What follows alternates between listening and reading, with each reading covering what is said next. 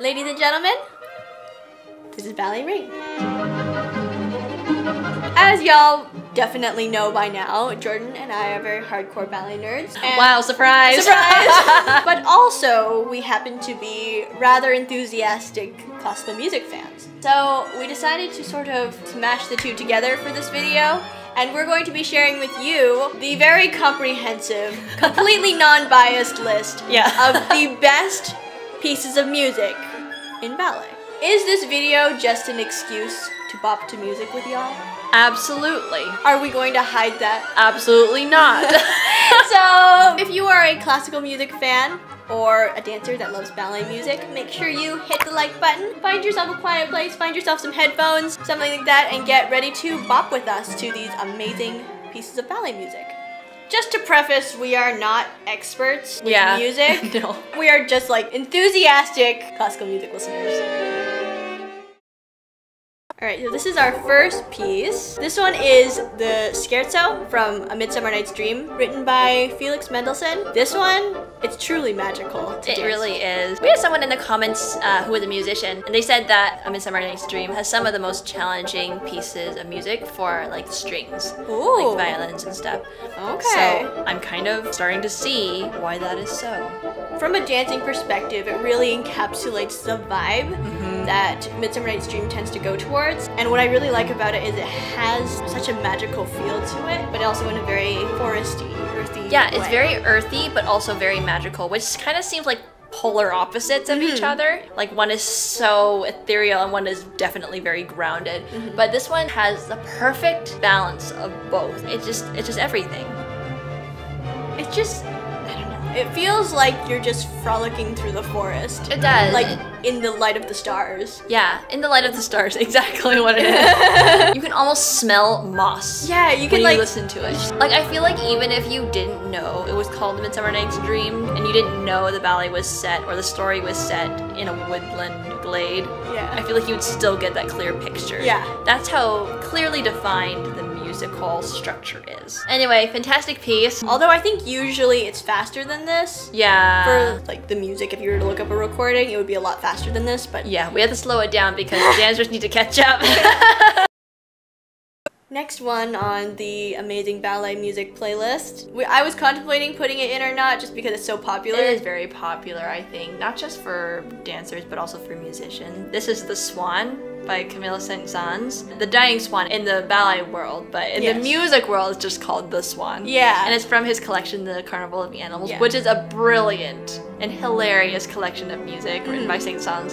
If you haven't ever listened to it, I recommend you do so. But The Swan is the one that was translated into a ballet. Yes. It is very popular among ballet and music and the general public. Yeah. Like, it's just universal. I don't think it can really be overplayed. I don't No. know. Maybe I just haven't heard it enough to think it's overplayed, but I think it's just such a beautiful piece. I think it's very beautiful in its simplicity. Usually it's like a cello or a violin solo with just the accompaniment of the piano in the background. Yeah, I like the profoundness of it. Yeah. Well, coming from a dancer standpoint, it is the swan in its last moments of life. Yeah. So it has such a melancholy feel. Like, you know what's about to happen. You know it's inevitable, and you can see sort of that struggle a little bit. Yeah. Just the tension in between, you know, life and death, and you're in the middle. But it's just, it's natural. Yeah. Not like you're fighting it too much. It's just, it's just peaceful natural, and peacefully going out. Yeah, it's very profound. I think it portrays death in a very beautiful way. Yeah. In a way that's not harrowing or gruesome Or scary. Yeah. It's portrayed it in a way that's beautiful and that's respected. Yeah, in a very gentle, respectful way. Yeah, it is beautiful. It's a beautiful piece, both the ballet and the music, and then together they're Magic. magic. I'm sure that you all have heard us talk about this one. You actually have. You have heard us talk about this. We made a whole video on it. You can check it out after this video. This is the Rose Adage from the Sleeping Beauty. One of the most beautiful pieces of music in the classical ballet repertoire, I think, that has ever been created. The melodic theme is just so beautiful, and the way it develops and rises and falls is just so elegant. It's so beautiful, but also it's not too poised. It's very imperial feeling, but also has life in it. It's not too poised. I like how it captures those swells. It feels like a breath. Like the orchestra, it swells in a beautiful way. I don't know the proper term for it, but that's what it... The crescendos, maybe? I don't know if you could call it that, but maybe. It captures her excitement. Yeah. Like, she's like so excited. Like, oh my god, like it's my birthday. It's almost like her first awakening, because it's her 16th birthday, her coming of age. She's entering a new world, kind of, in a way. Yeah, a new world, it's a new life. Her first awakening, and then she falls asleep, and then she wakes up again. Yeah, later. exactly. But this is like her first experience, so it feels like a dawning. Yeah, sort of. Which it has that feeling in it, and again, it just has that warmth to it, and the whole music just glows, and it makes the ballet glow as well.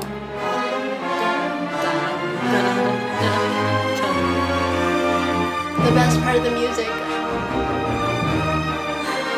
It's just so huge. That's the best way to describe this particular piece, and a lot of Tchaikovsky's work is just huge.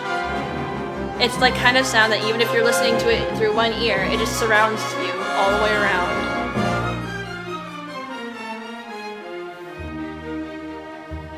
But anyways, that is the Rose Adage. It's perfect. If you want to listen to it after this video, we highly recommend. If you want our commentary on the ballet portion of it, highly recommend. But anyways, one of the best pieces, one of my favorite pieces of classical music. Sure. This one is very near and dear to our hearts. We're not one of those people that despise Nutcracker when it's not the season. We're going to rave about it anyway. This is from the Nutcracker, the snow scene. The whole snow scene, the snow patata and the snow scene is remarkable. We're going to focus on the snow patata today because this is my favorite part of the whole Nutcracker. I think it just, even though it's a winter scene, it just has that warmth and that coziness and like, maybe not like physical warmth, but just like emotional warmth to it. It really has that sweetness. I guess that's what you could say. I think it really portrays that awe of like the nature, the snow, like the whole scene, because this is sort of the beginning of their journey. Yeah. Before, up until now, they've sort of stayed in the house. Yeah. Here they're venturing out.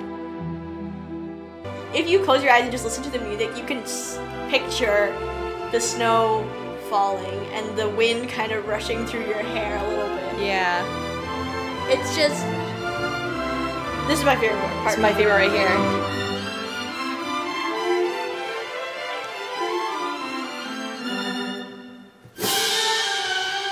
Oh, it's so good! The climax is so perfect. This is everything. This is everything.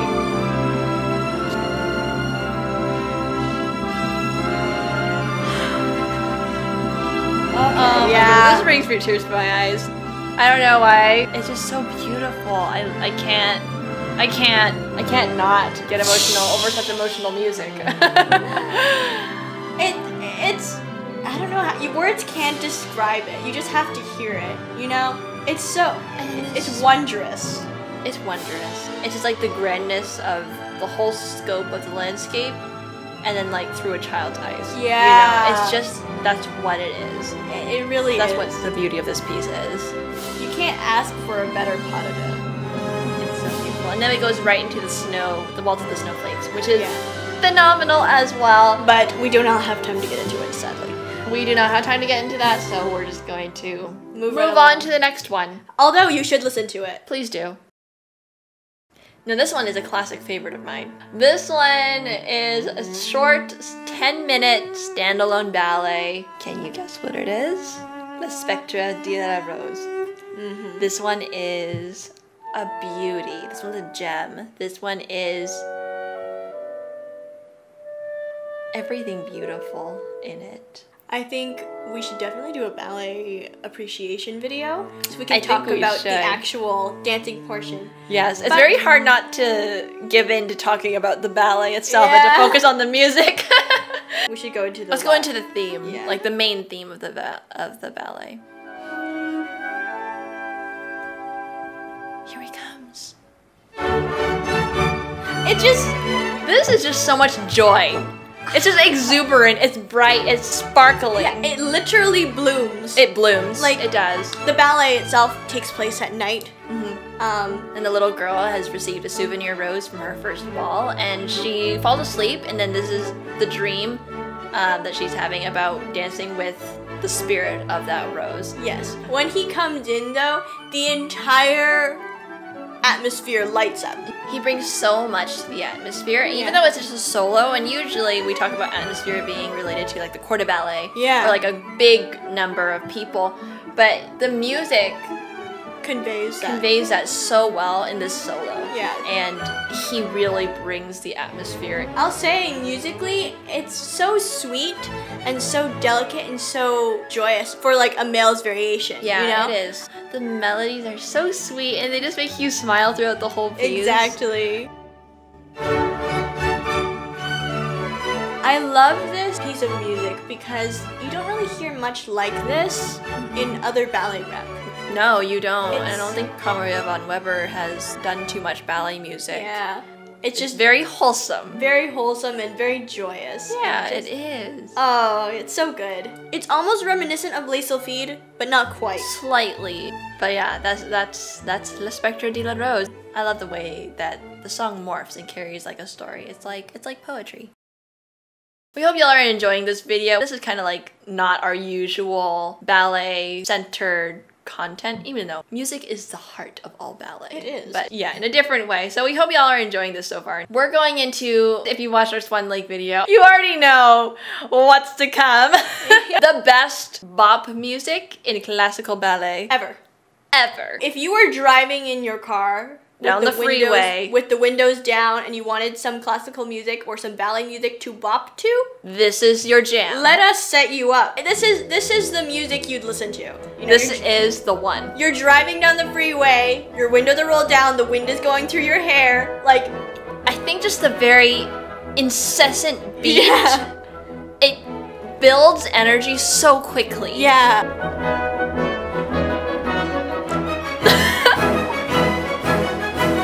This is the best part of the whole thing. Okay, if you danced it, you'll know the choreography that goes with this. The choreography is perfect. And you come running in, and 7, and 1. Releve, and pas de bourrée, and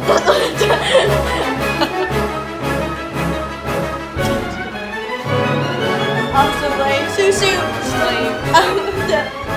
and I like it because in the story it really portrays all the wings beating together. Yeah, together. It's the epitome of corps de ballet. It is. It's the body all breathing and living as one unit. Here we go again. This is awesome also for Odette. The choreography is perfect.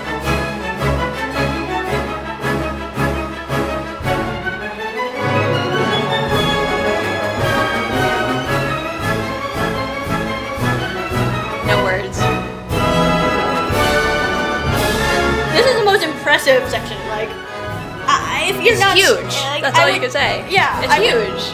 If you were allowed to clap during Swan Lake, here would be the moment. Oh yeah.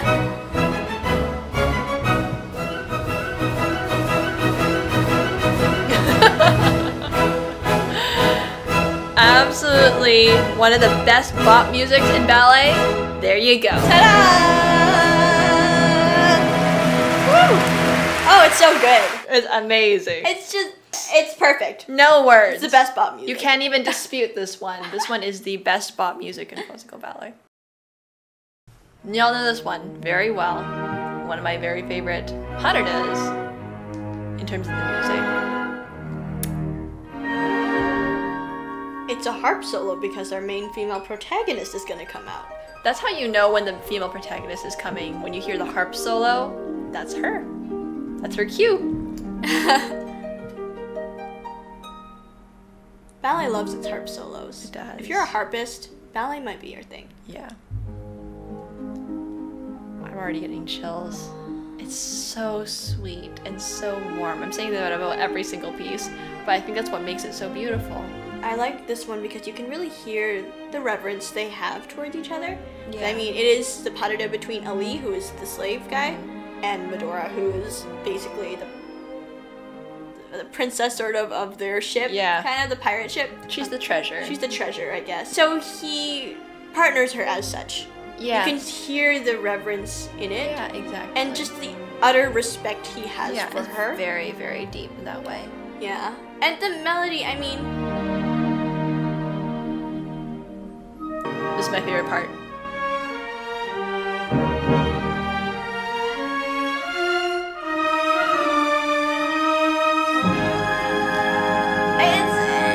Why is it so beautiful? Why do I love it so much? I don't understand, but there's something about this one that just makes you feel like everything's okay. Yeah. It's just everything's okay. I would love to know if any of y'all can articulate better than we can.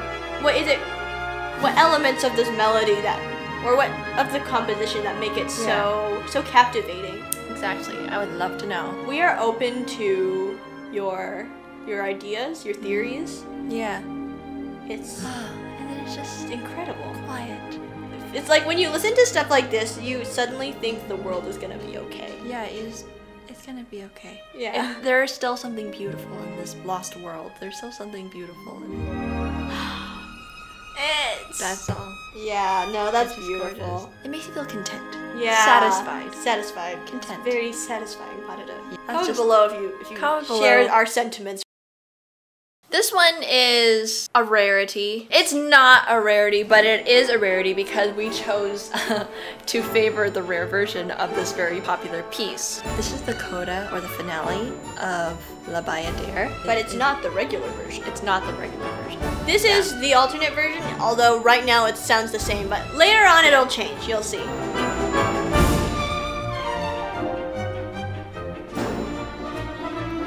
I love doing this piece. I think it has so much energy in it.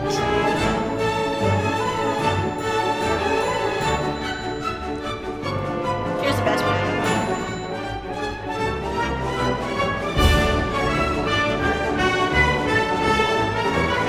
This is so much fun.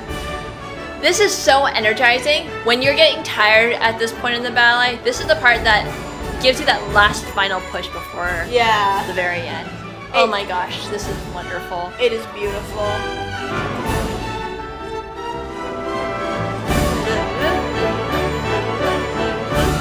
That's the best. Here's where it changes. This is the end. This is the change. Normally it would end a very different way. Yes. But this is the version that's the best. To us, our opinion. I think it's just the Pavlova version. But listen.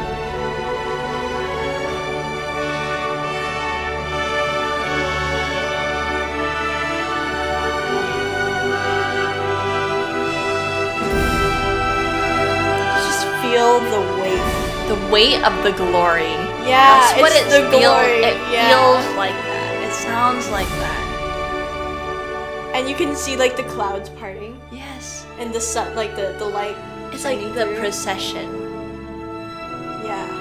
You can see like the the sun rays or like the light rays. Just yeah, you can. Sorry, I have a vivid imagination. Yeah, I know, I do too. So bear with us. It's just, how is it so perfect? This gets better.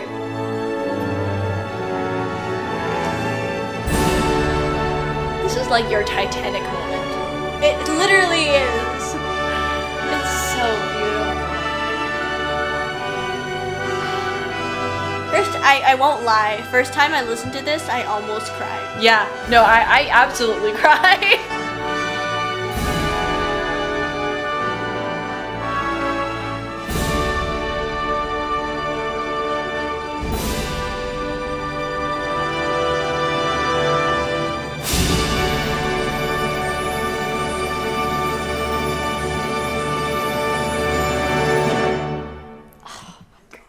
End of story. No more comment. It's just so beautiful. Magnificent. This is incredibly unserious. Yeah, this is a very unserious piece, but it makes us so happy. Yeah. It brings us joy. This is the flute dance from La Fille Garde.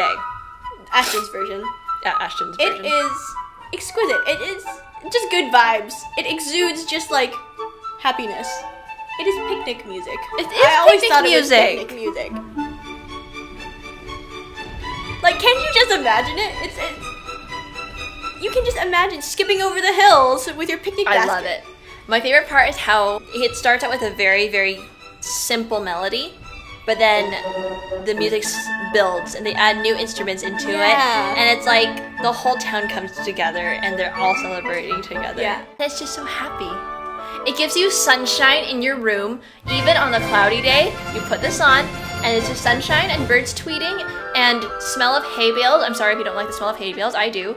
But it's just so happy. And chickens and watermelon. That's what it is. Watermelon. And like strawberries and stuff. Yes.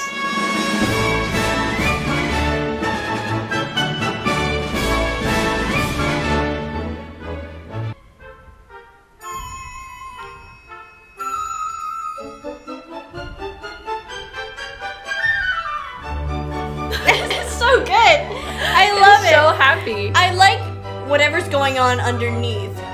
Like the low notes. Yeah. Underneath it, it adds warmth. It does. You can feel the glow. The glow. The warmth like radiating out of the field or wherever they are. Yes. So good. Anyway, very highly recommend this one. Yeah. If you want to jam with your friends or go on a picnic. This is your picnic jam. Yeah, it's your picnic Yeah, jam. this is your picnic jam.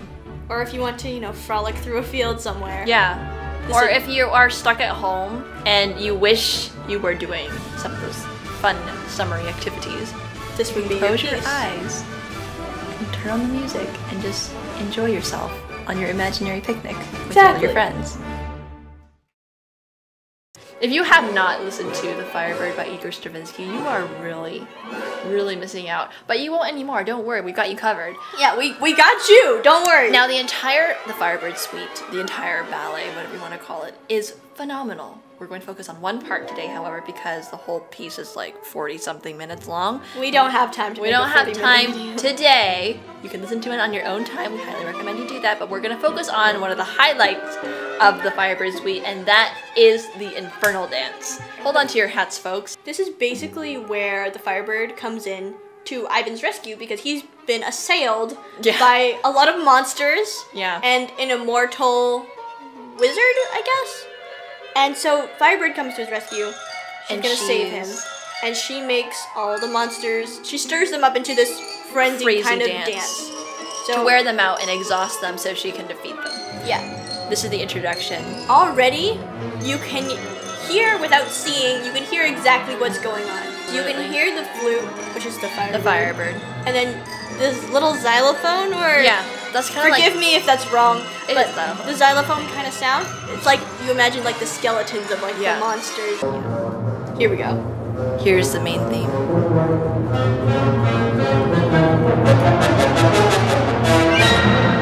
Now, this is everything.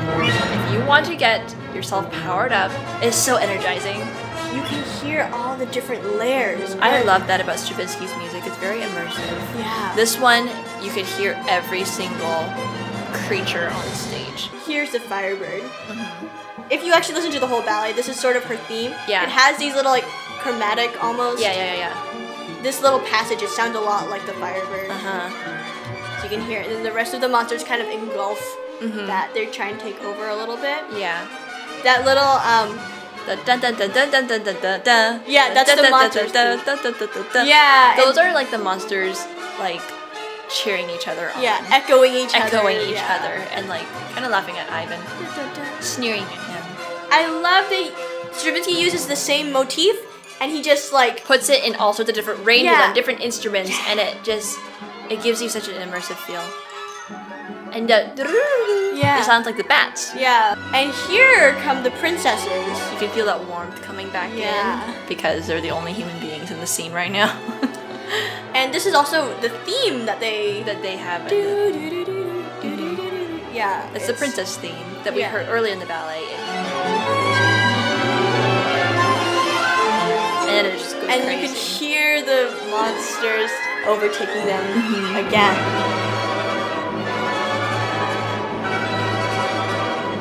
It sounds like they're arguing back and forth. And then it just escalates to like a cacophony. And it just breaks. It's like the death chant. Oh, Like yeah. they- like the gavel pound. Yeah, Like he's pound. gonna die. It's so much fun to dance to because it's kind of more challenging to count this music. Yeah. Because he puts accents in all the wrong places. Yeah. But that's what makes it so interesting to dance to. And interesting to listen to. And interesting to listen It to. is a feast for the eyes and the ears. It is. The energy builds so quick here. Yeah. It has like a very circular. It's almost like they're just being driven on by her power at this point. Yeah, exactly. Before it was like they're chanting, they're doing their thing. Now she's just driving Forcibly. them, like, driving them onward. Then it just becomes It's chaos panic, here. yeah. Panic and chaos. Which is so beautifully described. Vibrate comes in. Yes. This is her power now. Yeah. Listen to her. It's so quiet. And it starts to build.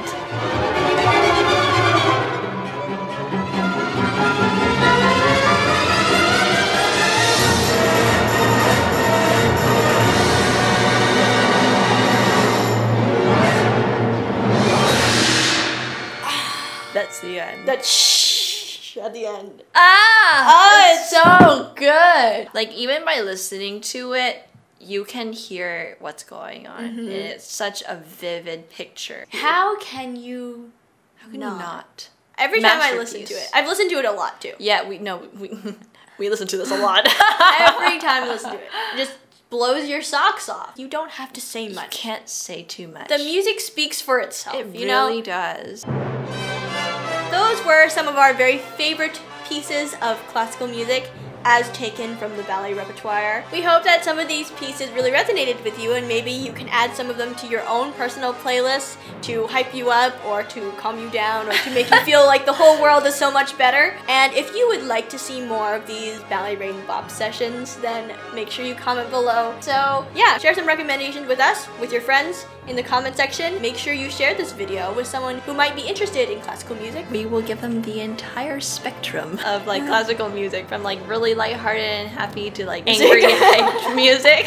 They'll get the whole cheese platter in this video, so make sure you share this video. There's something in it for everyone. If you like the video, and make sure you subscribe to our channel if you haven't already, because you're definitely not going to want to miss out on all of the fun we're going to have in our Ballet Nerd future. And I think that is all from us for now. This is Ballet Reign signing off. Until the next video. Bye. Are we done? Yeah. Let's listen to Inferno Dance again. That was awesome. Yeah, let's do that. I don't know what it is about the melody. It's buttery. Yeah. It's buttery. I want buttered toast now, I'm sorry. I know, me too. I'm hungry.